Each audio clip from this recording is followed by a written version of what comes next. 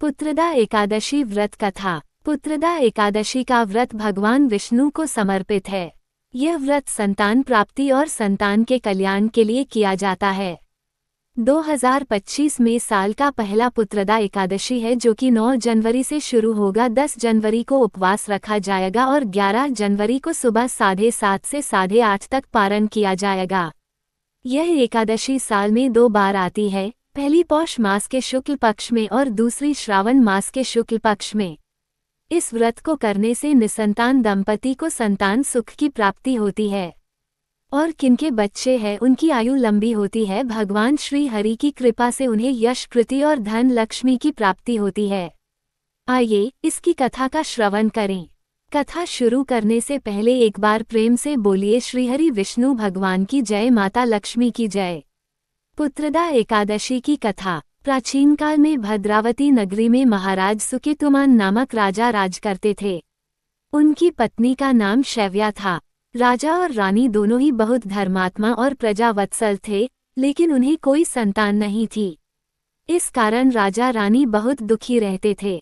संतान न होने के कारण राजा और रानी चिंतित रहते थे कि उनके मरने के बाद वंश को कौन आगे बढ़ाएगा।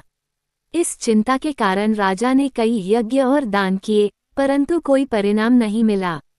एक दिन राजा अपने मन की व्यथा लेकर वन की ओर चले गए। वन में भटकते हुए राजा सुकेतुमान एक सरोवर के पास पहुँचे। वहां पर मुनियों का एक समूह तपस्या कर रहा था। राजा ने मुनियों को प्रणाम किया और अपनी समस्या सुनाई।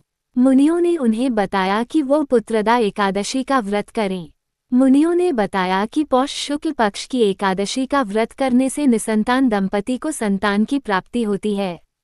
राजा ने मुनियों की बात मानकर पुत्रदा एकादशी का विधिपूर्वक व्रत किया।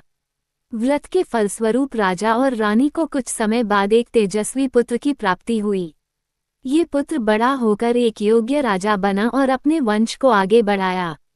पुत्रदा एकादशी का महत्व। पुत्रदा एकादशी व्रत केवल संतान प्राप्ति के लिए ही नहीं, बल्कि संतान के स्वास्थ्य, दीर्घायु और सुखमय जीवन के लिए भी किया जाता है। भगवान विष्णु की कृपा से व्रती के सभी कष्ट दूर हो जाते हैं।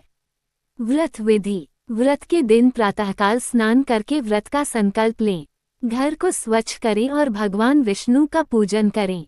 विष्णु सहस्रनाम का पाठ करें और व्रत कथा सुनें। दिन भर उपवास रखें और शाम को भगवान विष्णु की आरती करें। अगले दिन द्वादशी को ब्राह्मणों को भोजन कराकर व्रत का पारण करें। पुत्रदा एकादशी का व्रत श्रद्धा और नियम से करने से भगवान विष्णु की कृपा अवश्य प्राप्त होती है।